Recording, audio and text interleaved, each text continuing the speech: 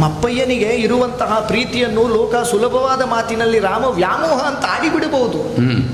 ಆದರೆ ರಾಮನ ಬಗೆಗೆ ಪ್ರೀತಿ ಒಡಮೂಡುವಲ್ಲಿ ಆರಾಧಕ ಸ್ಥಾನವಾಗಿ ಆಧಾರ ಸ್ಥಾನವಾಗಿದ್ದಂತಹ ವಿಷಯಗಳು ಯಾವುದು ಎನ್ನುವುದನ್ನು ಪರ್ಯಾಲೋಚಿಸುವುದಕ್ಕೆ ತೊಡಗಿದರೆ ರಾಮ ಯಾಕೆ ರಾಜನಾಗಬೇಕು ಎನ್ನುವುದಕ್ಕೆ ನಮ್ಮ ಅಪ್ಪಯ್ಯ ಕೊಟ್ಟ ದೃಷ್ಟಾಂತಗಳದೆಲ್ಲ.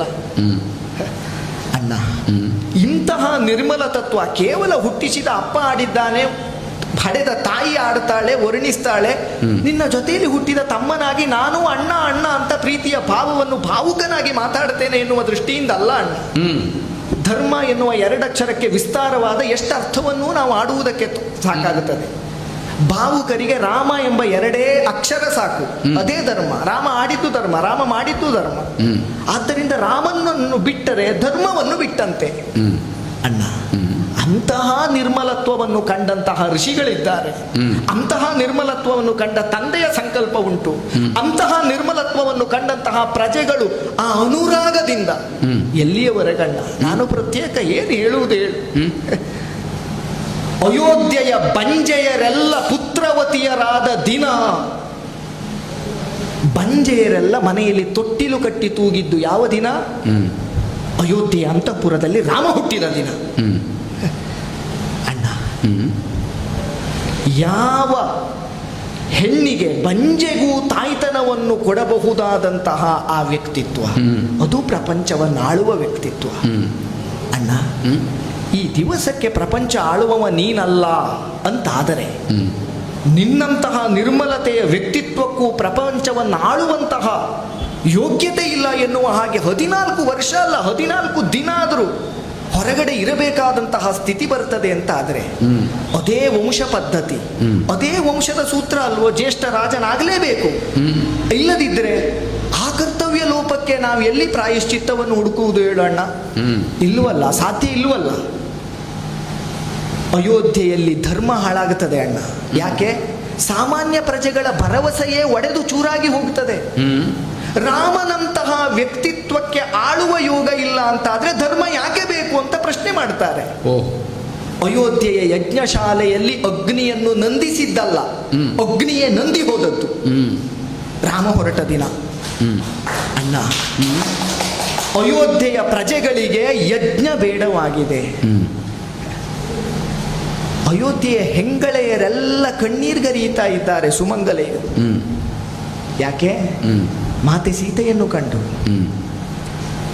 ಸೀತಾಮಾತೆಯಂತವಳಿಗೆ ರಾಮನಂತಹ ಗಂಡನಿದ್ದು ಅರಣ್ಯವಾಸವೇ ಗತಿಯಾಗುತ್ತದೆ ಅಂತ ಆದರೆ, ನಾಳೆ ಅಯೋಧ್ಯೆಗೆ ಸೊಸೆಯಾಗಿ ಬರುವುದಕ್ಕೆ ಇತರ ಹೆಣ್ಣುಗಳು ಯೋಚನೆ ಮಾಡುವ ಸ್ಥಿತಿ ಬಂದಿದೆ. ಯಾಕೆ? ಸೀತೆಯಂತವಳಿಗೆ ಅರಣ್ಯವ, ರಾಜಋಷಿ ಎಂದೆನಿಸಿದಂತಹ ಜನಕ ಪುತ್ರಿಗೆ ಅರಣ್ಯವಾಸ. ನಾವು ಸುಖವಾಗಿದ್ದೇವೆ, ನೀವು ಸುಖವನ್ನು ಕಾಣುತ್ತೀರಿ, ಪ್ರಪಂಚದ ಸುಖಕ್ಕೇನು ಉತ್ತರ ಕೊಡುವುದಣ್ಣ? ಇಲ್ಲವಲ್ಲ. ಅಯೋಧ್ಯೆಯ ಸೊಸೆಯರಾಗಿ ಬರಬೇಕಾದ ಹೆಣ್ಣು ಮಕ್ಕಳು ಯೋಚಿಸುವ ಸ್ಥಿತಿ ಬರ್ತದೆ. ಸೊಸೆಯರಾಗಿ ಬಂದವರಿಗೆ ನಾಳೆ ಏನು ಎನ್ನುವ ಪ್ರಶ್ನೆ ಕಾಡತೊಡಗಿದೆ. ನಾವು ಬಂಜೇರಾಗಿ ಉಳಿದಿದ್ರೆ ಒಳಿತಿತ್ತು ಅಂತ ನಿಜವಾಗಿಯೂ ಹೆತ್ತ ತಾಯಂದಿರಿಗೆ ಅನಿಸುವುದಕ್ಕೆ ಪ್ರಾರಂಭ ಆಗುವುದಿಲ್ವೇ ಅಣ್ಣ? ಹುಟ್ಟಿದ ರಾಮನಂತಹ ಮಗನಿಗೆ ತಾಯಿ ವನವಾಸ ಕಟ್ತಾಳೆ ಅಂತಾದ್ರೆ ತಾಯಿ ಆಗುವುದೇ ಬೇಡ ಅಂತ ಅನಿಸಿದ್ರೆ ತಪ್ಪ? ಆ ಭಾವ ಒಡಮೂಡುವುದಕ್ಕೆ ನಾವು ಆಳುವವರಾಗಿ ನೋಡುವವರಾಗಿ ನಾವು ಅದನ್ನು ಒಪ್ಪಿದೆವು ಅಂತಾದ್ರೆ ಅದಕ್ಕೆ ಎಲ್ಲಿ ಪರಮಾರ್ಥವನ್ನು ಹೇಳೋಣ? ಅದಕ್ಕೆ ಎಲ್ಲಿ ನಿರ್ಮಲತ್ವವನ್ನು ಹೇಳೋಣ?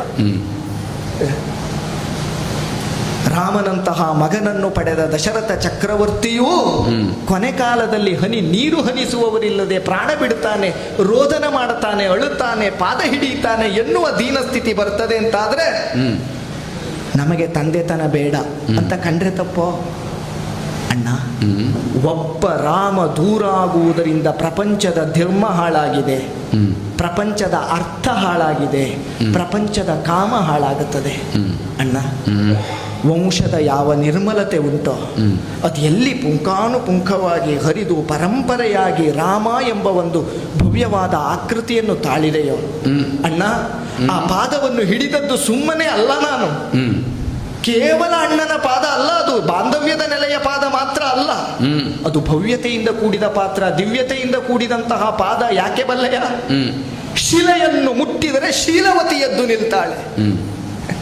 ಆ ಪಾದ ಅದು ಅಯೋಧ್ಯೆಯ ಮಣ್ಣು ಬಯಸುವ ಪಾದ ಅಣ್ಣ, ಬೇರೆಯವರಲ್ಲ. ನಮ್ಮಪ್ಪಯ್ಯ ದಶರಥ ಚಕ್ರವರ್ತಿ ತುಂಬಿದಂತಹ ಸಭೆಯಲ್ಲಿ ಕೇಳಿದ್ನಂತೆ, ನನ್ನ ಮಗನಾದ ರಾಮಚಂದ್ರನಿಗೆ ಪಟ್ಟವನ್ನು ಕಟ್ಟಬೇಕೆಂಬಂತಹ ಇಷ್ಟಾರ್ಥ ನನ್ನದ್ದು, ಏನು ನಿಮ್ಮ ಅಭಿಪ್ರಾಯ?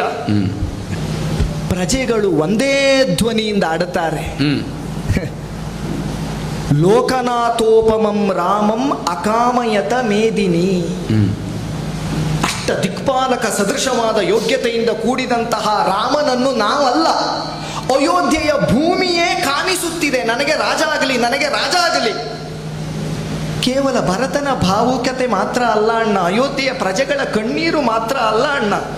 ಇದರ ಹಿಂದಿರುವಂತಹ ಉದ್ದೇಶ, ಸಂಕಲ್ಪ ಇನ್ನೂ ಆಳವಾದದ್ದು. ನೀನು ನಮ್ಮ ವಂಶದ ಪ್ರಾರಂಭವನ್ನು ತೋರಿಸ್ತಿ, ಆ ಪ್ರಾರಂಭದಿಂದ ಹಿಡಿದು ಧರ್ಮದ ಆಳಕ್ಕೆ ಹೋದ ಹಾಗೆ ರಾಮನೆಂಬ ಪಥವಲ್ಲದೆ ಬೇರೆಯ ಪಥವೇ ಇಲ್ಲ ಎನ್ನುವ ದೃಢತೆ ಈಗಾಗಲೇ ಬಂದಿರುವ ಕಾಲಕ್ಕೆ ಅಲ್ಲಿ ಭರತ ನೀನು ಅಂತ ಆಡಿದರೆ ಉತ್ಸವ ಮೂರ್ತಿಯಾದೇನೇ ಹೊರತು ಮತ್ತಿನ್ಯಾವ ನೆಲೆಯೂ ಸಿದ್ಧಿಸುವುದಕ್ಕಿಲ್ಲ. ಆದ್ದರಿಂದ ಅಣ್ಣ ಅಣ್ಣ ಇಲ್ಲ ಇಲ್ಲ ಇದು ಇಲ್ಲ, ನಾನು ಬರುವುದಕ್ಕೆ ಇಲ್ಲ ಎನ್ನುವ ಒಂದೇ ಮಾತನ್ನು ನೀನು ಆಡ್ತಿ ಅಂತ ಆದರೆ